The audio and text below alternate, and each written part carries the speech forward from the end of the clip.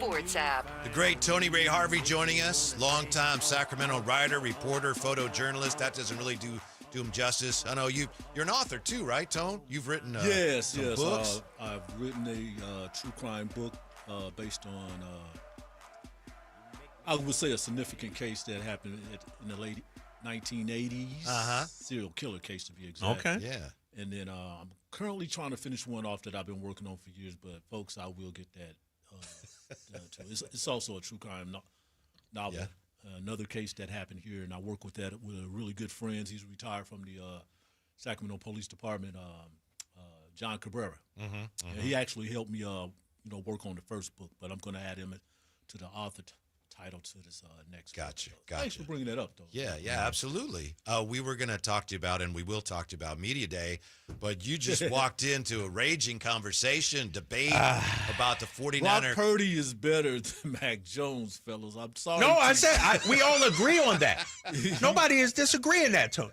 My question was, is it inconceivable to think that someday Mac Jones could be better than Brock Purdy? Because here's why. A lot of people were writing off Mac Jones in New England and Jacksonville. They're writing off Baker Mayfield. Baker Mayfield's an all-pro level kind of quarterback out there. You know, they were writing off Geno Smith. They were writing off Daniel Jones. Daniel Jones is proving to be a better quarterback than what we saw in New York. I'm saying, could Mac Jones actually have something, be a starter? Sam Darnold is better than, people gave him credit for it. That's all I'm saying. It does take a little time in the NFL for some of these quarterbacks, to get their rhythm. And sometimes, if they're in one spot, they need another location. Right. To get That's that what I'm down. saying, Tony. And he's in line to do that. I will get him. But right now, Brock Purdy is much further along in advanced development than, I would, Well, he's been, to some big games. My co-host here called Mac Jones a better passer of the I best. said he has a stronger arm. Okay. He's a little under the weather. I have to agree Drake. with you on that one too, but I still think he's lagging. This is great for him, though, as terrible as it is for the fans and for the team, that he gets a chance to show what he can do. Yeah. He's under contract for this season and next. But, obviously he doesn't want to see everybody get hurt, but it's great for him that already he's had a chance to play, and and they won. Looks like he's getting a start tomorrow night against the Rams, Tone. Oh, so Purdy is not going to. Purdy is out. Wow. That's what got us started going wandering down. And I was just road. about to ask you fellas what I heard a couple of days ago that Purdy might be ready to go. Turf toe or something like that. Yep. I guess it flared up. Those things, man, they can linger on all season. So Brock Purdy toe, Ricky Pearsall knee, Juwan Jennings ankle, ribs are out, according to Schefter, tomorrow night against the Rams. So they get another look at him. See what he can do, and hopefully he can be 2-0 on the season because they need that help. Considering what happened. Last Sunday.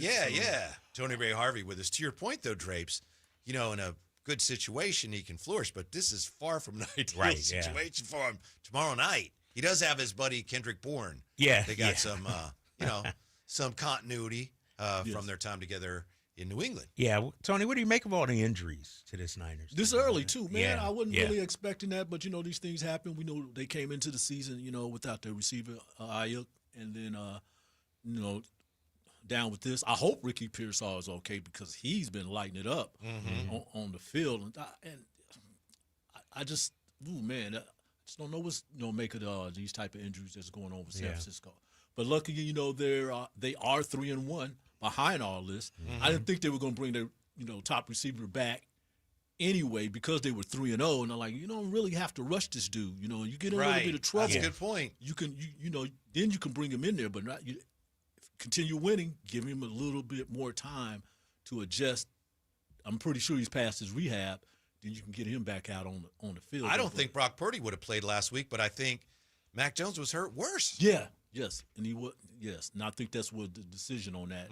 So it's holding him back at some point though. But it's a good thing that Mac Jones want to come back and give it another try.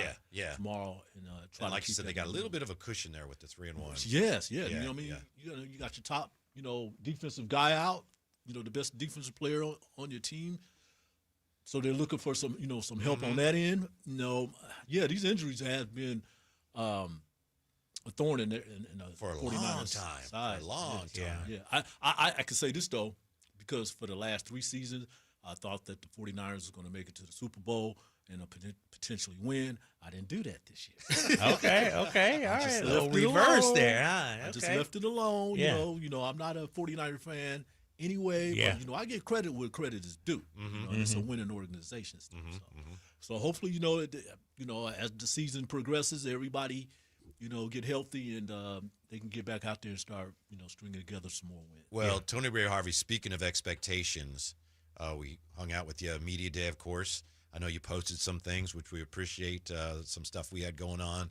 If this Kings team is a play-in team again, is that like, hey, successful season, good job? Do they need to aim higher, or do we really not know what to expect? In the back of my mind, that's basically where I have them at this point. I know they haven't played a game yet, but I'm looking at them to be another play-in team. Whether that's going to be a success or not, that's really on them, how they view it.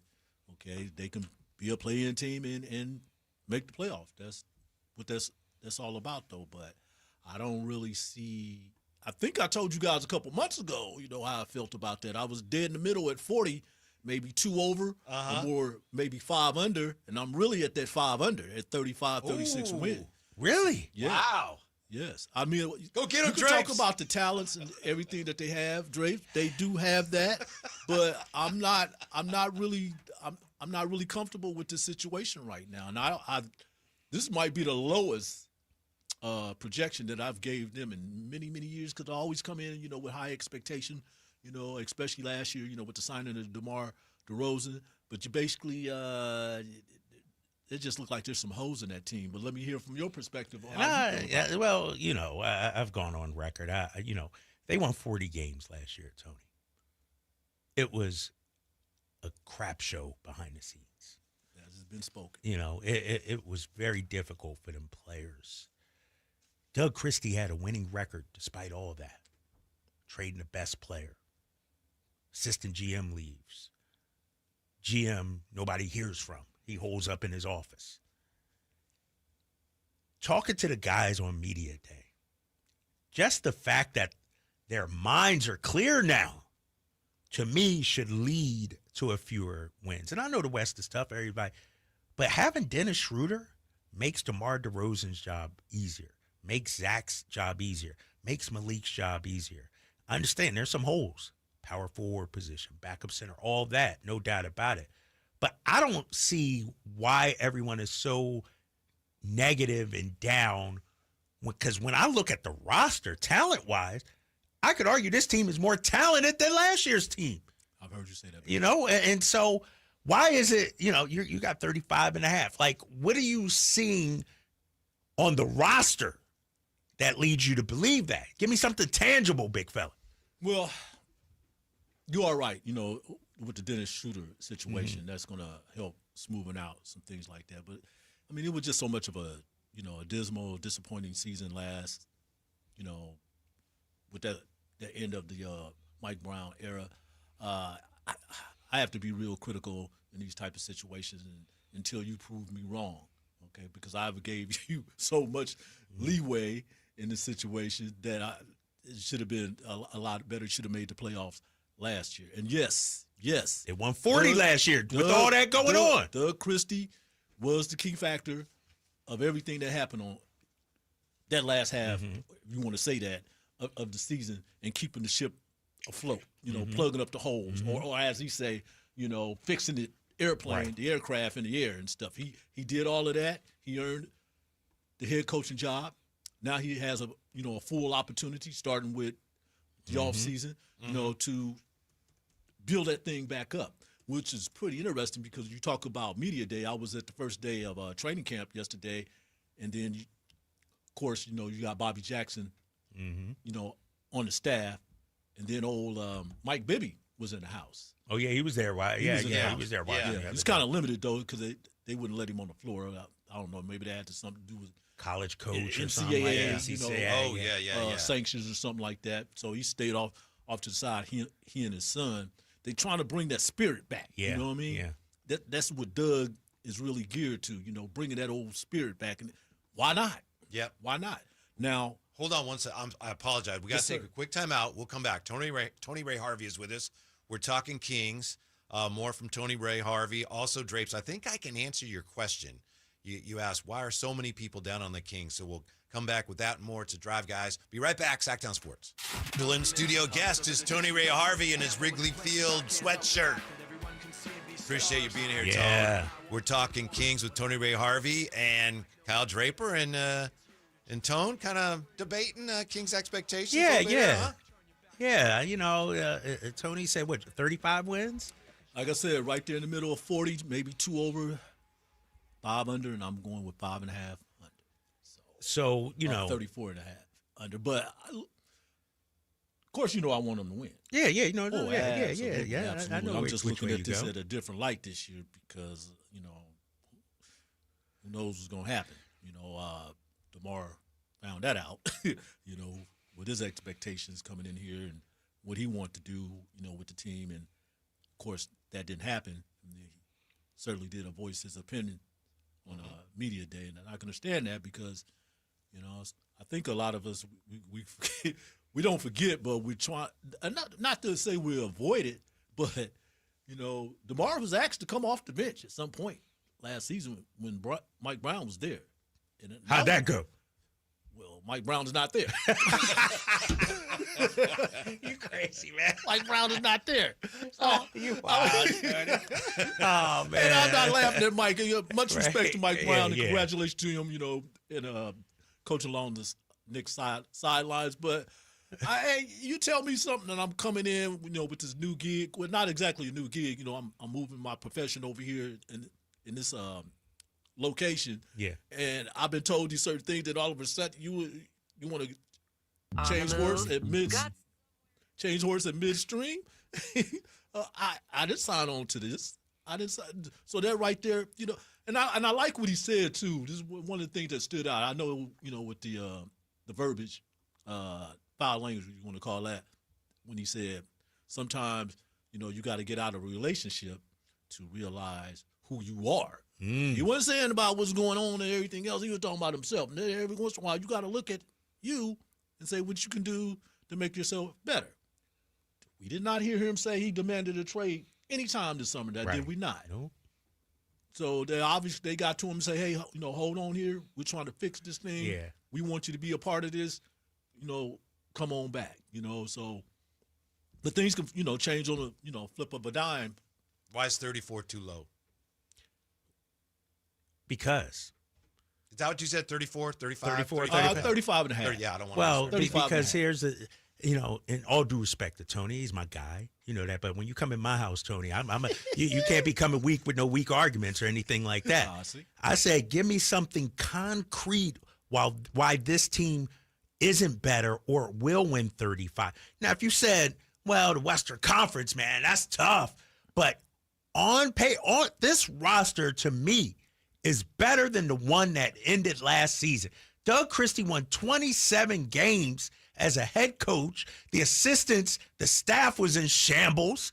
The roster was in shambles, but yet he won 27 games. I'm giving you concrete reasons why I think this team will be better. You got a GM that's here, well-respected in the league. You got an assistant GM. So to me, the protocols, everybody's aligned in the same way, which they weren't last year. You have a starting point guard who's probably your best facilitator since Tyrese Halliburton. Like, here's the thing. Who was our point guard to end the season last year? DeMar DeRozan was. Don't tell me Malik was. Malik was in and out and everything. Got injured, came off the bench. DeMar and Zach were running point. That's not their natural position. No, this starting five today is better than it was the second half of the season. So I'm giving you concrete reasons why they'll be better than 35 wins. I need somebody to tell me, Whitey, maybe you know, why they will be worse. I can't tell you that because I don't know, but I'll tell you why so many people are down on them. Mm-hmm. And I'm not saying those people are right. Most people around the league observing the Kings don't think they did enough to improve this offseason. That's why they look at it and say, 35 to 40. I think a lot of fans were this way earlier. I think they're warming up to Dennis Schroeder, but this is just SI.com. Again, Drapes, I'm not saying. Can you tell me wrong. who wrote that, please? I need to see. because is it the fan site or is it like an actual reporter, if you will? It has to do with the betting. It's Peter Dewey. Okay, so it's not like the SI fan site. I don't believe so. Okay. And again, I just need to know that, though. That's I need to know the context. And just to be clear, all the SI stuff. Yeah, I'm not saying this person's right, but I think this person speaks for many. Kings made the play-in tournament last season, but they didn't get much better in the offseason.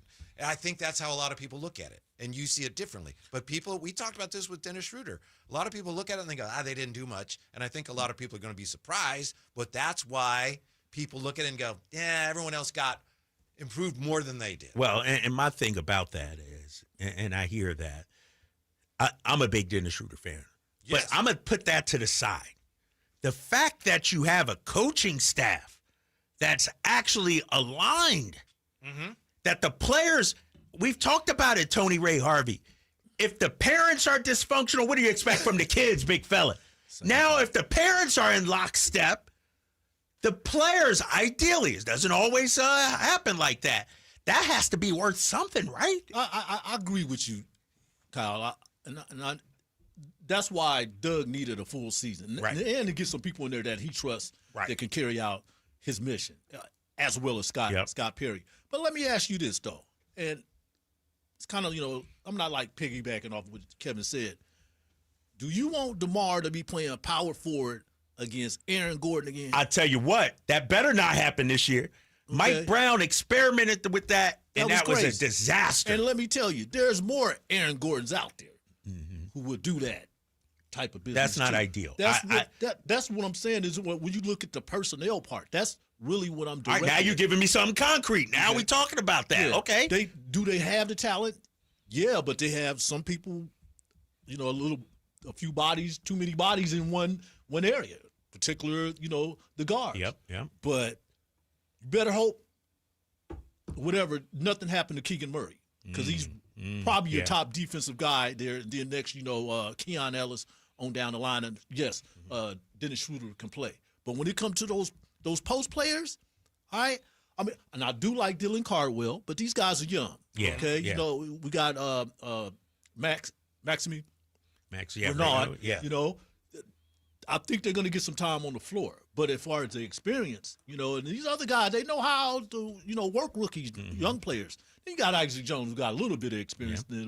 But you really better think that your post players are ready to go. That's where I'm coming with my 35, 36 game. Now, I understand this, people out there in radio land. I want the Kings to win. He does. I do want them to at the games. He definitely. Okay, I can get emotional sometimes, Kevin. Yeah. And I'll say this real quick. When it comes to this Kings team and organization the last few years, we've sort of all been wrong going into the season. Beam Team seed, we didn't expect number 3 seed 48. The season after that, we're like, they're going to be this. And they weren't. Last year, we get DeMar DeRozan. We're excited. And it didn't work. Like, going in, it seems like this team, when the expectations are high, they don't perform. When they're low, they might surprise you. At least the last few years. Pardon me.